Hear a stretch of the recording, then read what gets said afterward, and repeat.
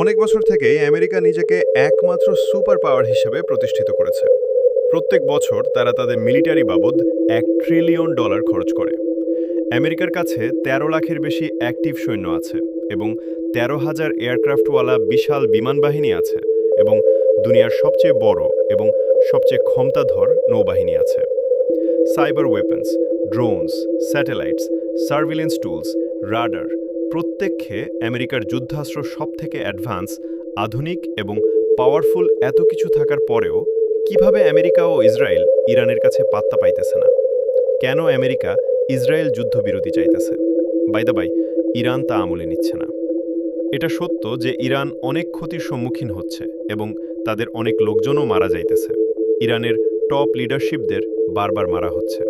কিন্তু এই ইরান, যার কাছে আমেরিকার মতো কোনো টেকনোলজি নেই, কোনো টাকা পয়সা নেই, কোনো ইসরায়েলের মতো শক্তিশালী প্রযুক্তি ব্যবস্থা নেই, এই ইরান, যার উপর বছরকা বছর ধরে নিষেধাজ্ঞা, অর্থনৈতিক নিষেধাজ্ঞা চলতেছে, যার প্রতিরক্ষা বাজেট আমেরিকার বাজেটের মাত্র 2%ও না, সেই ইরান গত 3 সপ্তাহ ধরেই আমেরিকার ও আমেরিকা সেনাবাহিনীর অবস্থা খারাপ করে দিছে, তাদের পাজামা ঠিল করে দিছে। আমেরিকার দামি দামি যুদ্ধ অস্ত্রকে খেলনার মতো মনে করতেছে এবং নিজেদের থেকে অনেক দূরে ভাগিয়ে দিচ্ছে। প্রত্যেক দেশ এটা দেখতেছে এবং প্রত্যেক দেশের কাছে আমেরিকার দাদাগিরি, ক্ষমতা কমতেছে। আমেরিকার যে বিশাল নেভি আছে, যা পৃথিবীর সবথেকে ক্ষমতাধর, যে বিশাল এয়ারক্রাফট আছে, তারা আজ ইরানের ভয়ে ভাগতেছে। তারা ইরানের আশেপাশে যেতেও ভয় পাইতেছে। আমেরিকা এই যুদ্ধে তাদের উন্নত মানেরও ডজনেরও বেশি ড্রোন হারিয়েছে।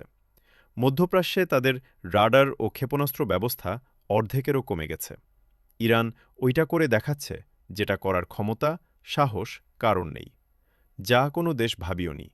দুনিয়ার সবথেকে আধুনিক ফাইটার জেট F-35, যা রাডারে ধরা পড়ে না, ইরান F-35কেও তাদের ধরাশয়ী করেছে। সব দিক থেকে মার খাওয়ার পরে আমেরিকার কাছে স্থল অভিযান ছাড়া আর কোনো উপায় নেই।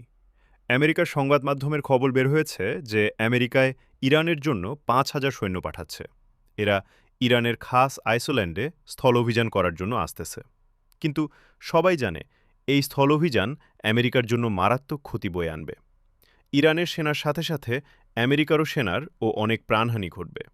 ডোনাল্ড ট্রাম্প আজ ইরান যুদ্ধে এমনভাবে ফেঁসে গেছে যে যুদ্ধ কন্টিনিউ করতেও পারতেছে না, যুদ্ধ থেকে বের হয়ে আসতে পারতেছে না।